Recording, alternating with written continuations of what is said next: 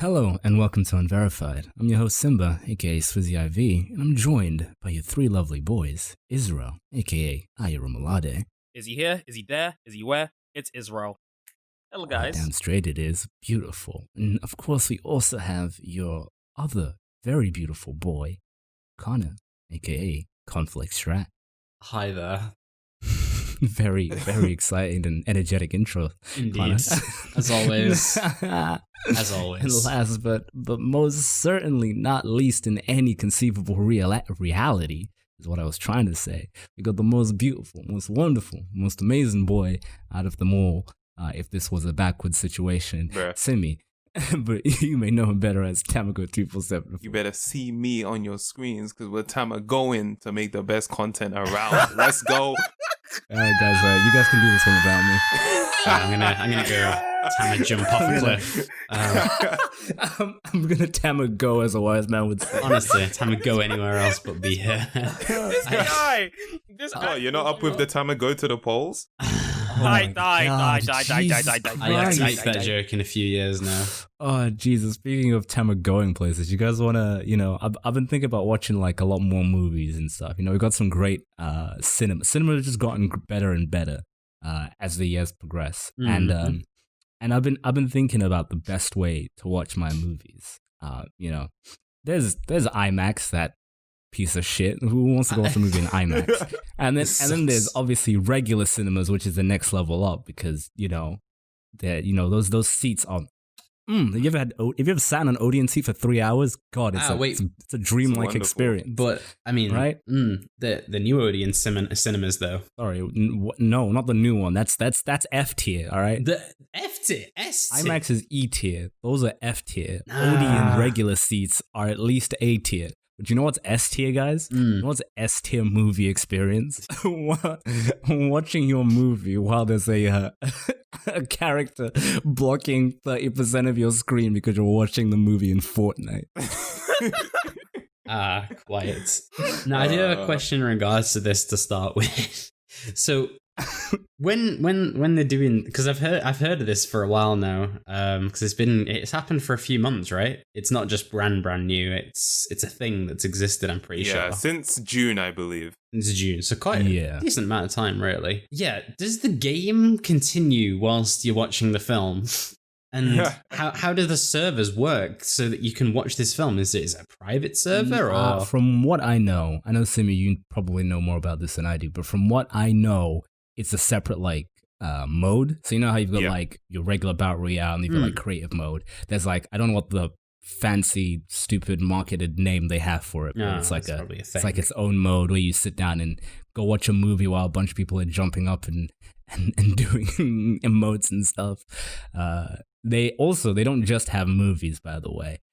They also have done concerts in there. So if you don't know what we're talking about, Fortnite has been deciding to do more than just be a battle royale. And it's starting to become I think if I was in advertising, they'd probably call it an experience. Whatever. I don't know, but that's kind of seems like where it's going. I call it like an event platform. Well, to be fair, I mean, I think the vibes that I'm getting from that entire situation is the ideal version of PlayStation Home when it was actually properly being used. If you could use PlayStation Home and watch films with people and, we could go to like virtual concerts and stuff, that'd be pretty cool. Now, Connor, for the can you just do us a favor, Connor, for the people at home who may never have touched a PS3 or been alive when PlayStation Home was still a thing and the servers existed. Could you please explain to the people what that is? Well, the PlayStation Home. How would you even describe the PlayStation Home, though? You want me to describe it for you, or you got this? Nah, I'm gonna need help with that. Okay, so PlayStation Home. Imagine it was basically like an MMORPG almost on the PS3, but instead of most MMORPGs where like you're like a fucking wizard and you can fly on a giant velociraptor or some shit. Basically, just an area where you just hang out with people virtually. Right. I don't know if you have any more information on that, Simi, than I do, but that's my understanding of it. Yeah, no, that is what it was. And there were a bunch of different things you could do. There were like mini games that you could play. They had different areas you could actually walk around. It was, Really I cool. would describe it as a sort of teenager version of Club Penguin, almost. Yeah. Oh, I think Xbox had a similar thing where it's kind of like somewhat semi-dashboard, but it was more interactive. So you had like your Xbox avatar, like walking around like a house and stuff. Like I remember there were a bunch of games there. I think you could go into like a 1 versus 100 lobby. You could also use Sky. If you had Sky available on Xbox 360, you have a mode in which you just be watching TV normally. So you'd have Sky and you're acting as normal. Obviously, shows up. Right. I completely forgot that existed. That is actually what this new Fortnite thing is. That's what It was literally that. You'd have your character be like sitting on a couch and you'd have whatever TV show or whatever you'd watch. I remember doing that a lot, actually. Because I was cool. Oh, I just realized Fortnite's third person. Oh, that's stupid.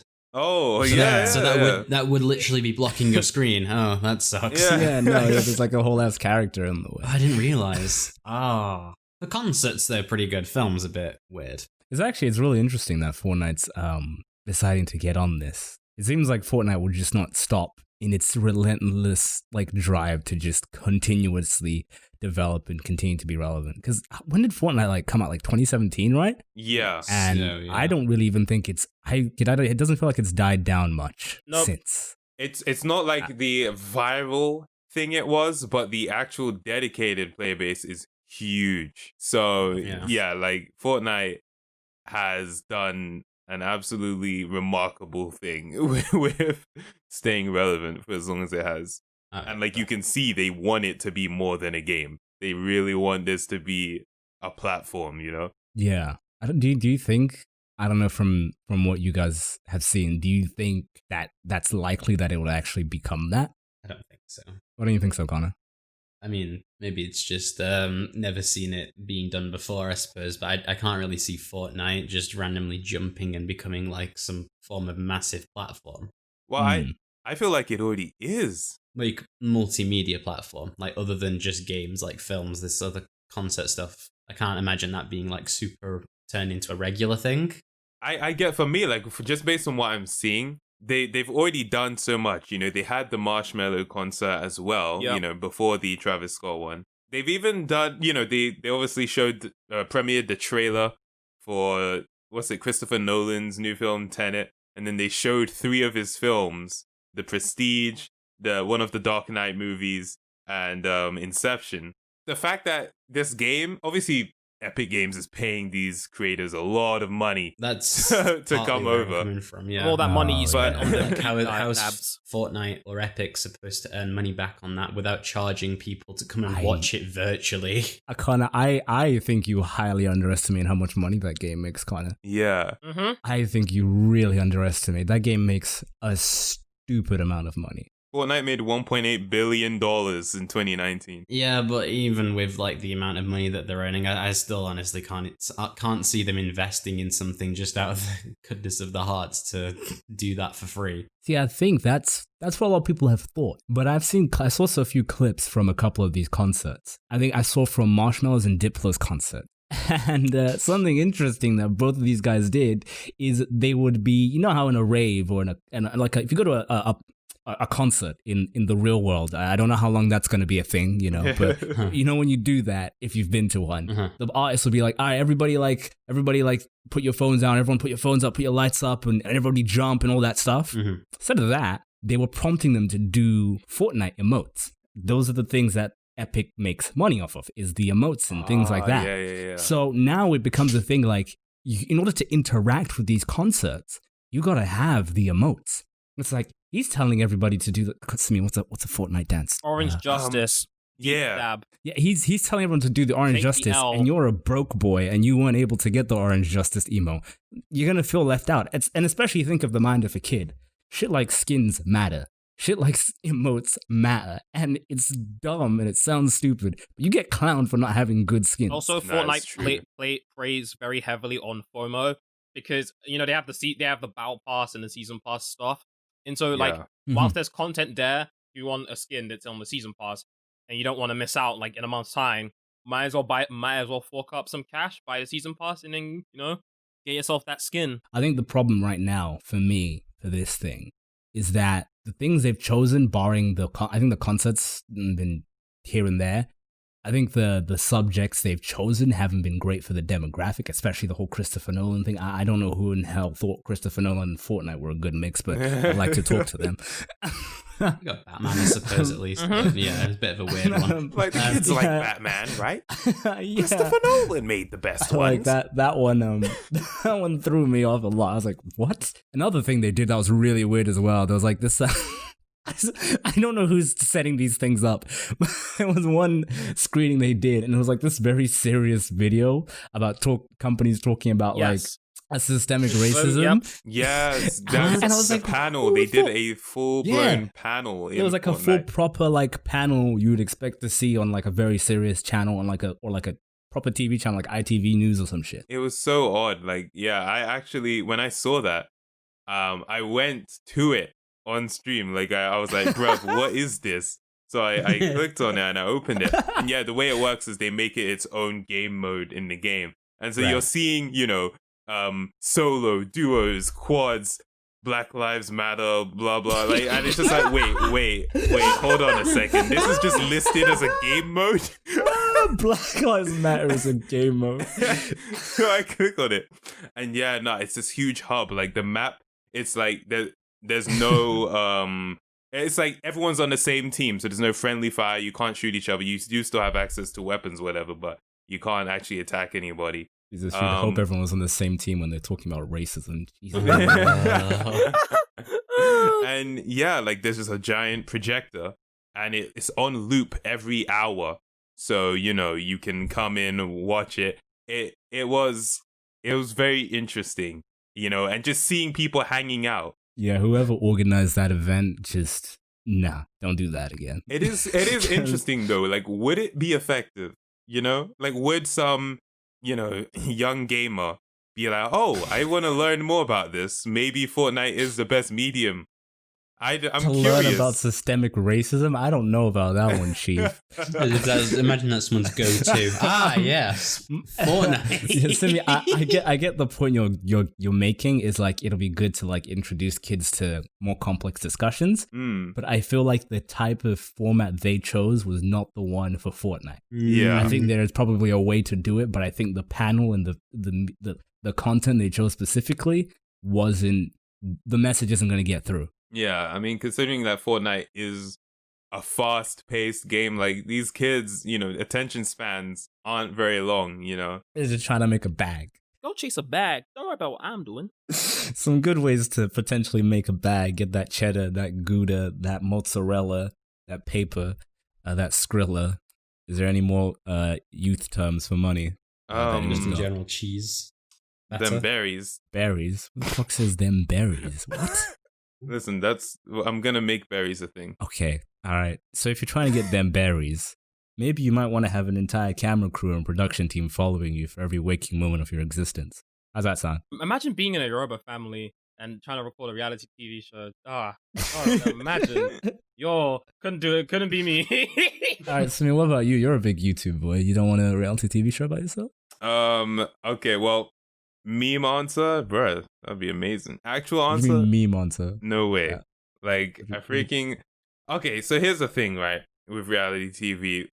When it comes to it, we know that it's all, fake and scripted. And, obviously they do capture things that actually happen. But they try and create a narrative of each episode anyway. So they will even ask you, like, record this again, or... just say this, or they'll incite drama. And it's the kind of thing where it's like, do I want to... You're not just... It's not like your life is being recorded. It's like you have to live a scripted life. And it's just like... I wouldn't say necessarily scripted. I'd say over-exaggerated. Yeah. A life designed for entertainment. Yo, Teenage Mutant would be made like super edgy and weird. I'm now thinking about it. Oh, that'd be real boring if it was Teenage Mutant. That would not be exciting. That would not be fun to watch at all. Connor, what about you? Oh, hold that thought. What would I want to be in a reality TV show? That's a good question, Simba. I'm gonna just give a fat no. I would not want a reality TV show about me. that I would just, I'm all right, I'm just so good. My life is not exciting enough to do that, and I don't like drama as it is. Same. Like, let's say you're, like, I don't know, Kim Kardashian and her family, right? They've had a reality TV show for, like, a few years now. I'm pretty sure At they've had what it for like point does 10 years. If I'm aware, they've had it for long. they've probably had it for a while? Even that again, that even further proves my point. But like at what point do you think that it stops being your exaggerated version of your life, and that you just become that? Like, at what point do you start reacting in the way that the cameras want by default? Do you think? I think for me it would take a while because personally I'm kind of a boring person anyways, and I also don't like sharing the shit I do online anyways. So like genuinely, most of my online activity I wouldn't show to people just because privacy. So yeah, most of it would be boring as hell. So it would probably get cancelled before anything would change. For me, I don't think it would actually take too long because back when I was like daily streaming, the first maybe month or so was, a bit awkward getting used to, oh crap, okay, people are seeing me unedited live each day. But, a couple months in, I didn't feel any sort of like anxiety or pressure when the stream started. And it's not the same as reality TV, but I'd imagine there's a certain point where you know the camera's there, but it doesn't make you switch in a sense. And I guess that's what you mean. So like your personality kind of rises up to the occasion. Yeah. And just stays that way. For me, just based on my experience, I would say maybe 2 months and I'd be a reality TV personality. Like, I would be annoying all the time. Like, shit, I don't know if that's fast or not. I don't know if that's like a quick timeline or not. It depends on how often it's being shot. Yeah. If it's being shot every day, 2 months. Yep. Okay, yeah. But I would like to amend my answer to the previous question of would I be on a reality TV show? I wouldn't be on a reality TV show about my life, but I would be on a reality TV competition kind of thing. You know what I mean? I would be on one of those with the caveat that they can't try and spin the narrative too much. I hate it when like they really try and make someone look bad and it's like that's not what actually happened. Simi's currently referencing the Tester episodes. Literally, I'm watching the Tester on my channel right now, and it's like this show is trying to make me hate this person, and I'm sure they're a fine person in reality. Ironically, in reality, they are a fine person, but in reality TV, they are not. I just feel like it would be fun. Do you know why I want to be on a reality TV show like that? The meme potential. Nah, forget the clout, bro. Forget the clout. It's the meme potential. Memes also give you clout. Fair. But I was watching this clip from some tattoo reality TV show where a bunch of tattoo artists go in a house and they compete in tattoo artist competitions. And at the end of the episode or whatever, a person gets voted out. I was watching like a clip from that where these two people were arguing and this woman was like telling this dude like, you're so terrible, you're so rude to the customers or whatever. And she was like, why are you like that? Why are you such a terrible guy? And then the dude was like, oh, I don't know. Why you look 50 when you're only 24? And it was just like, bruv. It was just like, bruv. And then you see all the reactions. Like the camera zooms in on some guy who's trying to stop himself from laughing. And it's like, I would love to be in that situation. I wouldn't necessarily be the guy who says she looks 50, but I would definitely be the guy trying not to laugh. You know what I mean? I think to some degree, I think now, because of how popular reality TV is, and maybe even not now, but I think like people are aware of what reality TV is. And I imagine that like people play up to it because they assume that they have to. Yo, that is interesting. I would love a reality TV show that was secretly a study, but the contestants didn't know, right? Yeah. That would be very interesting. Yeah. No, I would love to see like how much of the stuff they do is just like their own behavior. Yeah. Like how the hell do these people have these interviews? You know, like on like Big Brother where they're going like, oh, so like Stacey was like, she was at the pool and like James was like, and I was like, yeah. And I'm like, how do you, I can't, how? Spot on impression, by the way. Yeah. Like I often feel like I would be too chill to be on a reality TV show. That's my thing. Is like I just don't give enough of a shit. I don't think I can do it. Yeah, Like, they'd be like, yo, when that person said that to that person, what were you thinking? Go, cameras rolling. And I'd be like, oh yeah, that was pretty wild. Yeah. All right, here's my big question, my final gamer question. If big executive producer man, someone at TLC came to your house, right, and said, hey, listen, I need you to make the best reality TV show ever. You've got an infinite budget. Do what you wish. What would you make it about? I would like to do the whole study idea. So I hire an actual like professional team who like study human psychology. And what we'll do is we'll get a group of people, maybe 15 people. It will be the sort of thing where we'll keep things fairly vague. There'll be challenges that they have to do each week. It'll be very reminiscent of like a Big Brother or a Love Island in that sense, where there are challenges, but really it's about the connections of the people. But I will purposely leave out the tropes of goading them into doing stuff and like trying to start drama. I just want to see, do the cameras cause it? And so what will happen is for them, they just think they're on a reality show. But when the episodes come out, because it'll be a sort of thing where they don't get to see the episodes until, the show's over. When the episodes come out, they're like analysts describing their behavior. And it's like, this is an example of a narcissistic personality. I was just like, I think that would be so interesting. Yeah, and I would actually watch that, like, for reals watch that. Yeah, no, I just thought it'd be interesting to kind of think about a reality TV show, because I was reading this article, and this like TikTok Charlie D'Amelio star, her. I was reading an article, and she was actually like, she really wants a reality TV show. Like, she's saying she really actually is looking forward to that. And I don't know, maybe like, I don't know, I thought like maybe I'm out of touch. That just seemed weird to me to want that. If I remember, Charlie D'Amelio is like 14, 13, so I guess in a sense that might make sense. But even then, I think of myself at that age, and like even then, I wouldn't want a reality TV show. Yeah, exactly. Like, I think maybe it's because like, she's gotten so much fame very quickly. Maybe she wants it to do the sort of thing as like, for her fans or some sort of thing, because you think, oh, it'd be interesting for my fans to see my family or something like that. I feel like she's taking cues from Kim Kardashian, the Kardashian family, in a sense, where it's like, maybe she sees this as like a long-term business move. I'm sure that there are many celebrities who saw the success of Keeping Up with the Kardashians and were like, yo, we need to do something like that, right? To sort of maintain our relevancy and span out and grow. Tana Mojo had a reality show on MTV. Did she? She did, yeah, she did. And I think this form of content is very attractive to people who are trying to branch out and keep their relevancy for as long as possible. And when I think of Charli D'Amelio, who's like, I don't know, 15 or 16, I wouldn't be surprised if she did look up to Kim Kardashian in some sense, or just, that genre of television and the stars on it. Because being on TikTok and doing what she does, she lives in the Hype House, which is, a sort of Team 10 TikTok, Team 10 style TikTok house full of those content creators. And already being in that situation. Sorry, so just real quick tangent. There are so many of those houses now, by the way. Exactly. It's like, oh my god.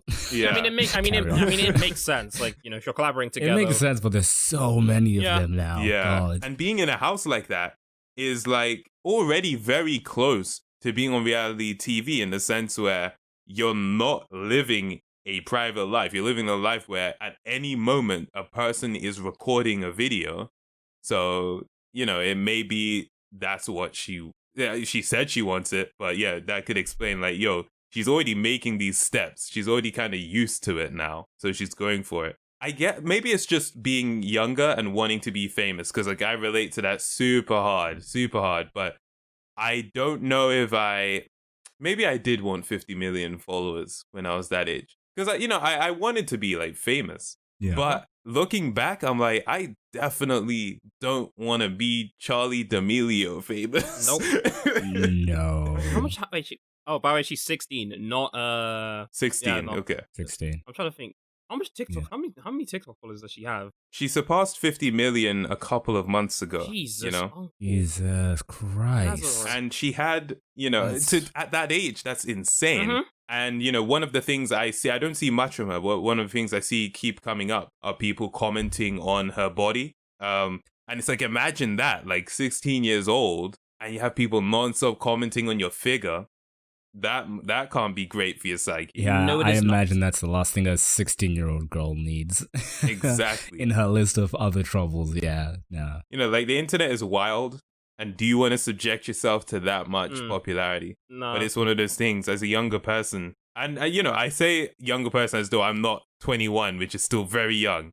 Yeah, but very young. Fame is like very tempting, but I just think that it's so damaging as well. That kind of jumps me to an interesting question that I have. And I think it'll be interesting, I guess, to hear your perspective on this is, I think there's a lot of kids nowadays, like a lot of young people now aspire to be influencers. Yeah. Like that's what they want. And they see the Charlie D'Amelios, they see the Felixes of the world and the Tyler Blevins, and that's who they want to be. And I'm like, the more stuff that keeps happening, it to me it seems like to some degree I'm like, is it actually worth, like, let's say you did become an influencer, is it worth it? Like, is that a worthwhile aspiration?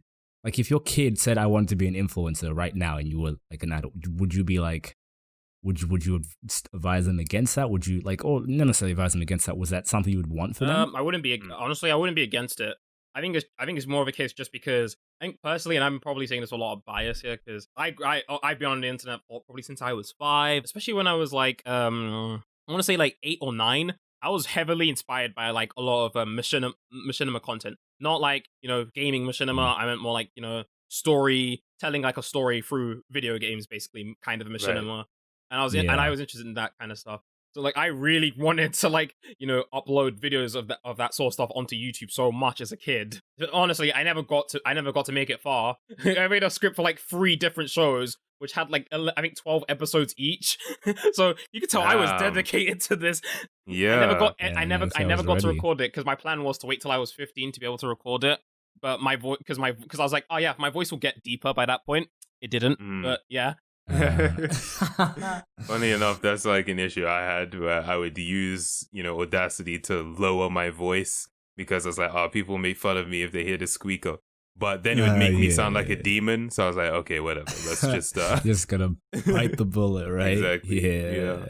But nah, that's like that is an interesting question. I can use an example. My little cousin really wants to be a gaming YouTuber. He wants to be a YouTuber, right? Yeah. And for me, it's like I would never tell him not to do it, and I wouldn't tell anybody, don't be a YouTuber, don't be an influencer, because I at some point I think, oh no, you know what, you shouldn't do it because it's not all that healthy in a sense. I'm sure we'll talk more about that in a bit.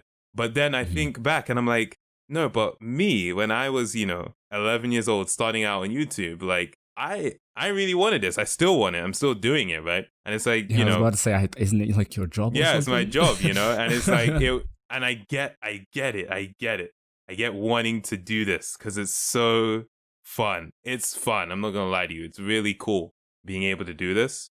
For sure. Yeah, and so it's one of those things where I would like encourage it, but I would want to mentor the person. Like, it's good that it's my little cousin. Because at least if he wants to go in that direction, I can give him guidance. You can also tell him the risks, which is also important. I think that's the most key important thing for like, kids who want to get into YouTube is like, I guess as a parent, you'd want to tell your child the risks of doing it and make sure they understand that and make sure, they're safe, basically. I think that's the thing I would like advise. Just, know the risks and some advice basically towards doing YouTube because otherwise it's just going to hurt.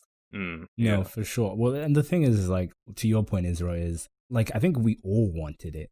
Like, I think most kids were really interested in doing that. Like, I honestly, like, I work in video now. That's my job. It was watching Freddie W's content that made me want to work on video stuff. That's actually what made me want to get into it. Right. And now I follow that through, and that's my job. So it's like, yeah, no, you don't want to ever deter a kid, which is what, like, I'm not saying you should deter them. But like you're saying, Simi, with your cousin, he's in a really lucky position where he has somebody who's in that job who can mentor him. And like, to what you're saying is like, yeah, you should tell kids know the risks. But it's like if somebody, let's say your older cousin told you the risks of doing YouTube, it's not gonna stop you from turning on and just doing your Minecraft fucking Let's Play. Yeah, You're just gonna do it. You're not gonna think about it. And I think it's like, if you don't have that guidance, you can end up getting really burnt and hurt by the process. I think. Yeah. I mean, like, a kid, if they want to do it, they will do it. Because I remember, like, when I was starting out with my channel, like, I did a few videos where I was on camera, and I remember my mom being like, oh, you know, I don't really want your like 11, 12-year-old self to be putting yourself out there on the internet. But for me, I was like so determined. Well, then I was like, okay, if I'm not going to show my face, I'll do these animations then, you know, because I just wanted to be a YouTuber so badly. And it's like a kid, if they want to do it, they'll do it. And for me, it's very important that they understand all the sides of what being an influencer is. Because it's easy to just think, okay, being an influencer is when I open my Instagram and it pops up how many likes I have, it's going to be a ... because I have so many likes. Being an influencer is I'm going to get all this free stuff. And the free stuff is nice, but it has to be weighed against everything you do will be scrutinized. There'll be people who just don't like you. There'll be people who are like professionally don't like you. It's a job. I love that. Some people who professionally dislike you. No, like for real, like that's the fear I have is like, I don't think people understand how, like, what being a public figure means. Yep. It's a lot. I think it's really a lot. Most people, when they put up a YouTube, nobody sees it. Like, I don't think most people consider the reality of like, what if your first video blows up? What do you do? Like, I was like I remember before there was a point where I was like, yeah, I want my first video to blow up, and I was like, and I was talking about this even about the channel. I was like, if the first video we put up on Unverified got like 1 million views, I'd have a panic attack. I'd be like, what do I do now? Exactly. I was like, do they want more? Like, you don't want that because you're not ready. Like, you need a gradual process to even start to understand it. And there is stuff like all the hate. You're gonna get a lot of hate. Mm-hmm. I don't know how much you can speak to this. Like, how much do you feel like it's balanced out, the hate and the criticism versus the love and the joy and the fun times? How much do you feel like that's balanced out? Oh, the love, the joy, the fun times, that is way more. Like, it makes the hate negligible. But the love and the joy and the fun times can, over time, it merges and it's like, okay, positive comment. Glad you liked it. Thank you. I hope you enjoyed. Thank you. I hate you. It's like, and it's like the hate comments don't merge. Each one feels like its own thing. Yeah. And so, you know, it's one of those things where you have to, it's a cliche, but you have to develop that tough skin, and you have to just put things in place so that you're not exposed to it. Because, you know, as tough as your skin can be, it can wear you down if you keep seeing that stuff. That's why whenever I see someone getting cancelled, even if it's for like a good reason, I always think to myself, yo, I hope this person has some friends. Otherwise, this might not end well. Because the internet, here's the thing with the internet. Each person who posts something thinks it's just them. Like, oh, I'm gonna tell this person this thing. Oh, it's just one tweet, it's just one comment. And it's like, if 100,000 people have the thought of, it's just one comment, I'm not harassing this person, I'm just one person. Yeah. 100,000 people telling you something is insane.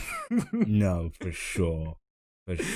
I heard this saying, I can't remember where it's from, but someone said, if there was a murderer who was on trial, let's say it was a child murderer who was on trial, and then after the trial, they go out into like the courtyard, they would probably have maybe 1,000 people yelling at them, baby murderer, killer, you're a horrible person, you know, yelling at them. 1,000 people is a lot, right?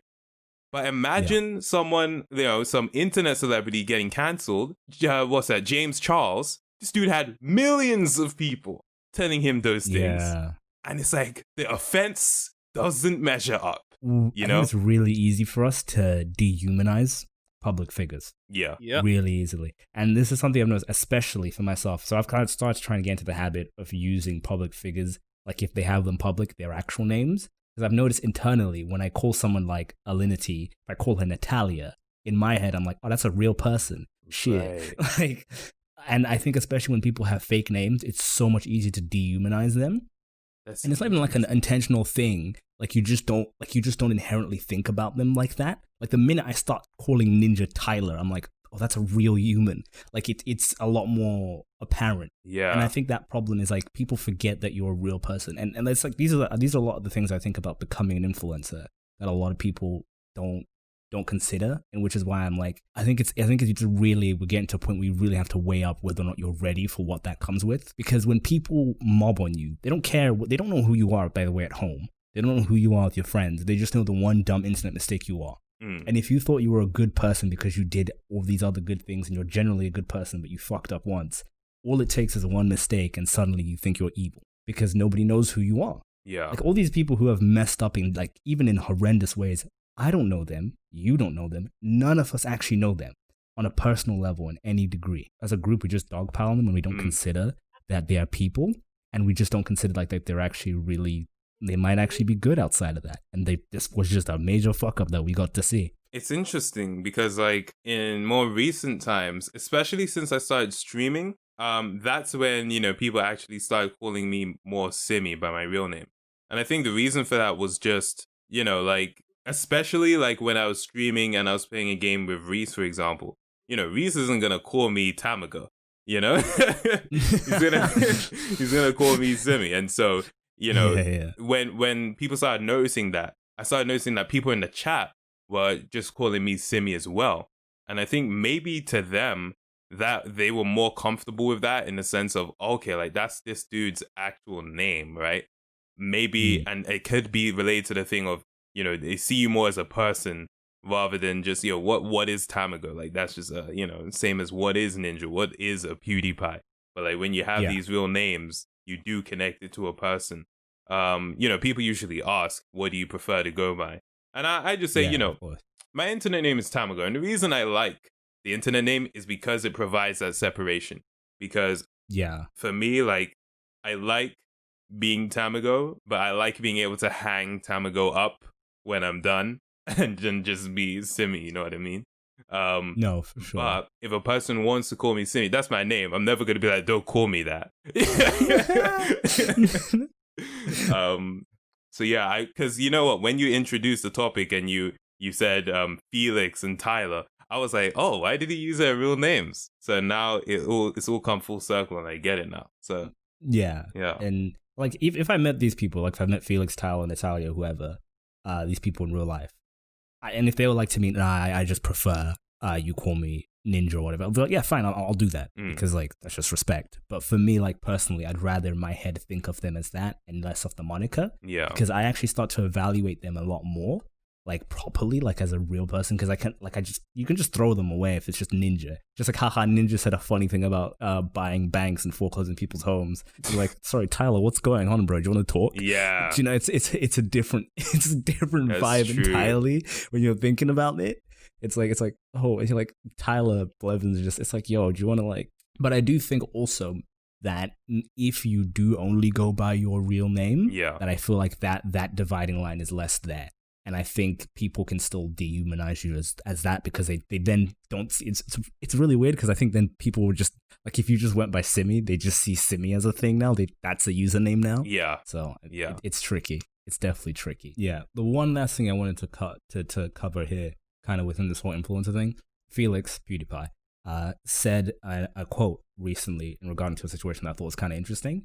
And I don't know how much I agree with this. And he said, the internet is ruthless and it's disgusting how it gets so far that it will drive people to become suicidal. I'm all against that, but the internet is surprisingly forgiving as well. If you own up to what you've done, it's always the easiest way to get people off your back. You agree with that? I mean, mostly about like the forgiving nature. Forgiving, yeah. Sorry. I don't agree with that. I don't think the internet is forgiving. I think the people who don't forgive you left. And you're just left with the people who probably never had a problem with what you did. I find this weird coming from PewDiePie, especially because I still see a lot of people that I follow that still think PewDiePie is a Nazi, especially because like this whole collection of like false information, and it just builds and builds and builds to eventually people now just see him that way. Yeah, it's just like, yeah, you cannot make a mistake. It's there forever. And it's like, and it's that thing, isn't it? Like Simi said, it's like whoever decided Felix was a Nazi when whatever happened. probably still think he's a Nazi to this day. There's probably very few people who've changed their tune to that. And if brought up, they're like, oh yeah, the Nazi. Exactly. Yeah. Do you fear making mistakes, Simi? Is that something you worry about? Like potentially saying or doing the wrong thing and then just being...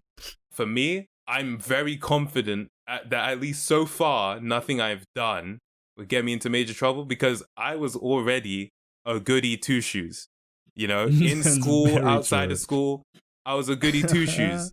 So there's no way I was going to be tweeting something reckless on the internet or saying something reckless in a video back then, right? Yeah. I would love to claim myself as a goody two-shoes in school, but like, especially in this podcast, no. So like, I'm, and I do think about it. I'm like, I'm so glad I was an unproblematic child.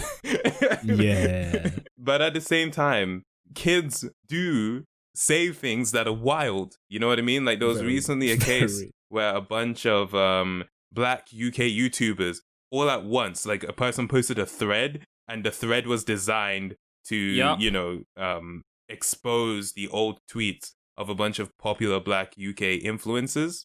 And I was looking at it and I was like, yo, some of these are some pretty bad tweets. But if I calculate it, this influencer is 22 right now. This is a tweet from 2013. So if you calculate it, they were 15 when they posted this tweet. And I don't know if you remember being in year 10, but people said some wild stuff.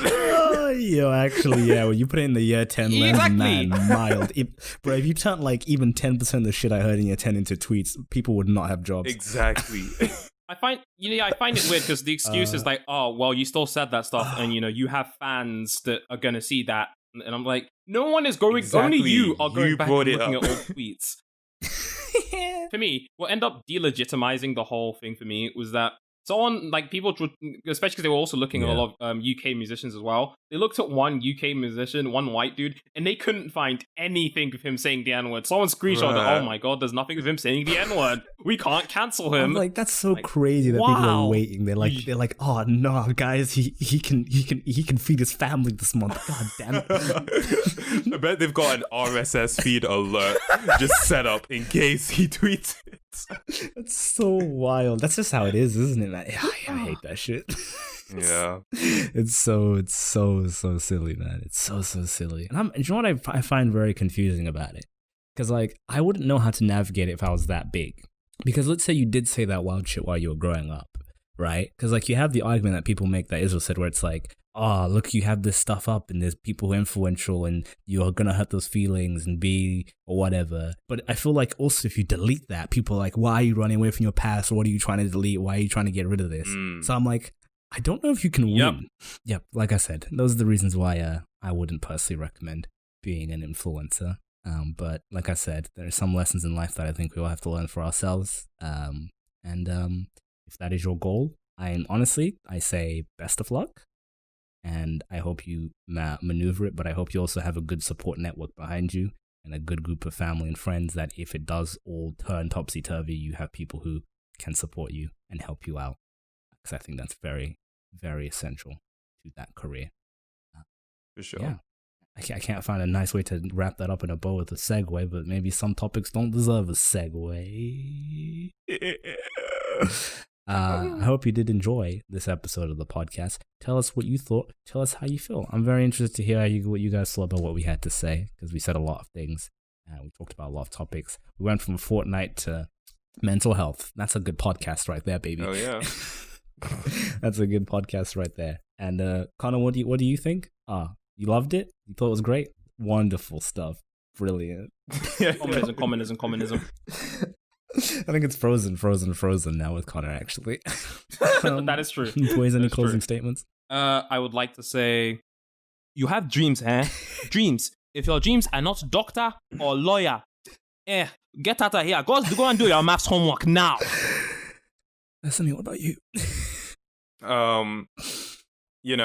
Go be an influencer, but don't blame me for the damages. I love that. We're just doing the Megan Thee Stallion. Just he went to the Simba school of giving advice and support, and I like it. Very epic, very epic. And my closing statement is: I'll see you guys at the Tenet screening on Fortnite. Hope you're all there. I'm going to bring my emotes. But if anyone who doesn't have the Captain America skin is not allowed to join my party, thank you very much. Don't be a freaking broke boy. Don't be a broke boy if you want to hang out with me, okay? Oh. All right? Thank you very much.